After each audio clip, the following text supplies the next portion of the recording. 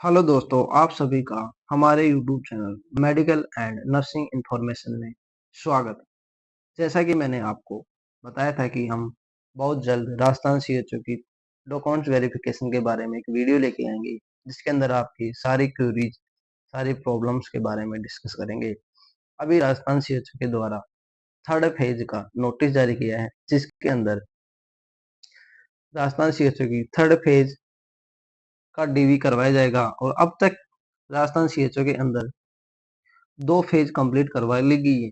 First phase थी वो अक्टूबर में स्टार्ट हुई थी और उसके अंदर 2000 स्टूडेंट का डीवी करवाया था। सेकंड फेज के अंदर नवंबर में स्टार्ट हुई थी, जिसके अंदर 5000 स्टूडेंट की डीवी करवाई थी। और अब दिसंबर के अंदर दिसंबर के अंदर 3261 स्टूडेंट की लिस्ट आई है, जिसकी डीवी करवाई जाएगी।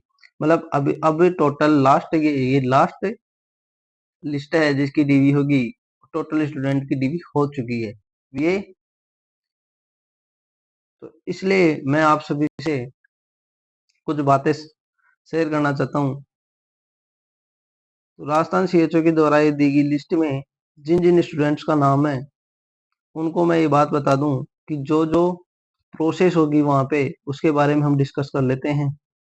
तो जिन स्टूडेंट का फर्स्ट पारी में है और जिन स्टूडेंट का सेकंड पारी में डॉक्यूमेंट वेरिफिकेशन है, तो जिन जिन स्टूडेंट की पारी के 30 मिनट पहले आपको वहां पहुंच जाना है, क्योंकि वहां जाने के बाद आपको वहां पे टोकन दिए जाएंगे। ठीक है, टोकन देने के बाद आपको 5-5 के लोट में अंदर भेजा जाएगा और डीवी करवाया जाएगा। 5-5 के लोट में अंदर भेजा जाएगा और डीवी करवाया जाएगा। बाकी जितना इतना टफ नहीं है, इतना आसान है, वहाँ आराम से करवाएंगे, कोई दिक्कत नहीं है। फिर भी और जो डॉक्यूमेंट्स हैं वहां पे, दूसरी चीज ये बता दूं कि जो अपने जो ओरिजिनल डॉक्यूमेंट जैसे मार्कशीट हो गई, हमारी कॉलेज की डिग्री, रजिस्ट्रेशन, इन सब का हमें क्या होगा, एक प्रिंट आउट का सेट लेके जाना है। जैसे जो जो डॉक्यूमेंट्स ओरिजिनल डॉक्यूमेंट्स हैं जो हमारे पास रहने से, उनकी तो हमें प्रिंट आउट कॉपी लेके जानी है साथ में, और प्लस में ओरिजिनल भी लेके जाने हैं। ठीक है, और जो हमें जैसे कि जितने भी सर्टिफिकेट बनवाए, जितने भी शपथ पत्र बनवाए और जितने भी ये करेक्टर सर्टिफिकेट बनवाया है, इनका तो हमें इन्हें हमें ओरिजिनल लेके जानी है। स्क्रूटनी फॉर्म था, ये भी ओरिजिनल लेके जाना है। एप्लीकेशन फॉर्म भी ओरिजिनल लेके जाना है। ओरिजिनल तो क्या, जैसे जिसका प्रिंट आउट, जैसे अपन ने फॉर्म डाला था तब एप्लीकेशन फॉर्म मिला था हमें भरने के बाद, तो वो हमें लेके जाना है। आगे और डिस्कस कर लेते हैं हम डॉक्यूमेंट्स के बारे में। और डिस्कस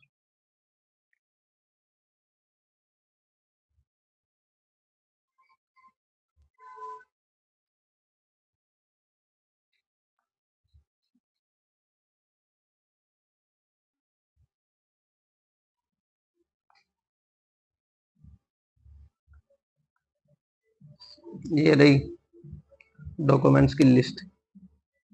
तो आपको डॉक्यूमेंट्स कैसे अरेंज करके जाने हैं वहां पे, क्योंकि वो आपको अरेंजमेंट के हिसाब से जाना पड़ेगा। ये चेकलिस्ट है, पर इस चेकलिस्ट में भी मॉडिफिकेशन करना पड़ेगा आपको, क्योंकि फर्स्ट जो आपको ऐड करना है वो करना है आपका स्क्रूटनिंग फॉर्म। जो आपने स्क्रूटनिंग फॉर्म डाला था उसको स्क्रूटनिंग फॉर्म, उसके बाद आपको एप्लीकेशन फॉर्म, आपका एप्लीकेशन फॉर्म आपको अरेंज करना है। इसके बाद आपको इधर आना है, उसके अंदर आपकी इसके इन दोनों के आपको क्या लेके जाना है, प्रिंट आउट के सेट लेके जाने हैं।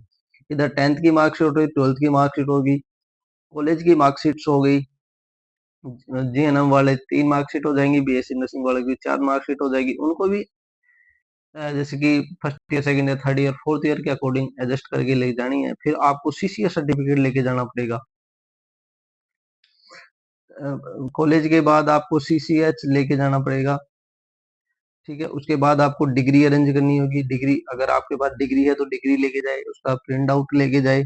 ओरिजिनल है तो ओरिजिनल भी लेके जाए, और आरएनसी लेके जाए, राजस्थान नर्सिंग काउंसलिंग। अब आरएनसी के अंदर मेन मुद्दा क्या आता है कि जिन स्टूडेंट के पास, सपोज दैट कोई स्टूडेंट था जिसके पास आरएनसी सर्टिफिकेट, जब फॉर्म डाला था तब कोई और दूसरा था, अब और दूसरा नंबर आ गया, तो उन लोगों से ये है कि जो जैसे जिन्होंने दोनों, जैसे कि ओल्ड वाला हो गया और न्यू वाला हो गया, तो ये डीएक्टिवेट है तो ये भी लेके जाना है, और एक्टिवेट है तो ये कि ले भी ले, क्योंकि वो लोग वहां पे क्या कर लेंगे, अपने अकॉर्डिंग अरेंज करवा लेंगे, एक्टिवेशन डीएक्टिवेशन चेक कर लेंगे, ठीक है। तो इसके अंदर आपको प्रॉब्लम नहीं आएगी। कास्ट सर्टिफिकेट की मैं बात करूं तो कास्ट सर्टिफिकेट आपको जैसे किसी के पास स्टेट वाला तो स्टेट वाला लेके चले जाए, नहीं तो सेंटर वाला चाहिए। मैन तो क्या है, सेंटर वाला ठीक रहता है। मूल निवास, मूल निवास जैसे कि मूल निवास में भी जैसे जिस किसी ने नया बनवाया, जब फॉर्म डाला था तब दूसरा था और अब कोई दूसरा है, तो दोनों ये भी आप दोनों लेके चले जाए, ताकि आपको प्रॉब्लम नहीं आएगी, वहां पे उन लोगों को भी प्रॉब्लम नहीं आएगी, ठीक है। फिर मैं बात करता हूँ करेक्टर सर्टिफिकेट की। तो करेक्टर सर्टिफिकेट आते हैं, तो करेक्टर के अंदर 3 करेक्टर बनवाए थे अपन लोगों ने। पहले तो एक कॉलेज वाला जो अपने पास है, दूसरा दो गजिटेड ऑफिसर से बनवाए थे, तो वो दोनों, ये दोनों के दोनों क्या लेके जाने, ओरिजिनल लेके जाना है। कॉलेज वाला क्या ले जाना है, प्रिंट आउट लेके जाना है। फिर बात करते हैं शपथ प्रमाण पत्र। तो शपथ प्रमाण पत्र के अंदर जो बच्चों का था, जितने भी शपथ प्रमाण पत्र थे, बच्चे थे, शादी का था और दहेज का था, धूम्रपान का था, तो इन सब के सबको क्या लेके जाना है, ओरिजिनल लेके जाने हैं। फिर अब बात करते हैं हस्तलिपि की। तो हस्तलिपि जो थी उसको भी हमें ओरिजिनल लेके जाना है। फिर एक शपथ प्रमाण पत्र और था जिसके अंदर हम डॉक्यूमेंट्स के लिए शपथ प्रमाण पत्र बनवाए थे, उसको भी ओरिजिनल लेके जाना है। फिर बात करते हैं शपथ प्रमाण, जो जनरल और ओबीसी के लोग हैं, जो जनरल प्लस में ओबीसी है, उनको शपथ पत्र की जरूरत पड़ती है। कास्ट सर्टिफिकेट के लिए जो शपथ पत्र जिन्होंने ईडब्ल्यूएस, ओबीसी और एमबीसी, इन तीनों लोगों को क्या लेके जाना का, शपथ पत्र लगाना पड़ेगा उसके अंदर। फिर फिर लास्ट के अंदर आता है कि अदर डॉक्यूमेंट्स में क्या क्या है। अदर डॉक्यूमेंट्स में तो जैसे किसी के पास कुछ और डॉक्यूमेंट्स है, किसी का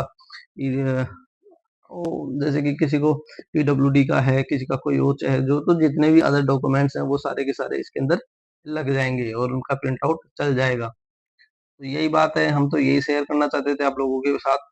टाइम से आधा घंटा पहले वहां चले जाएं, टाइम से आधा घंटा 30 मिनट पहले वहां चले जाए, ताकि आपको वो लोग टोकन दे दें, और टोकन देने के बाद वो लोग आपके नाम से आपको अंदर भेजेंगे और आपको टेबल नंबर बता देंगे, जिससे ही आपको समस्या नहीं होगी। और ध्यान रहे, एक जितने ओरिजिनल डॉक्यूमेंट जो जो मैंने बताए थे, उनका 1 सेट फोटोकॉपी लेके जाना है और प्लस में ओरिजिनल भी लेके जाने हैं।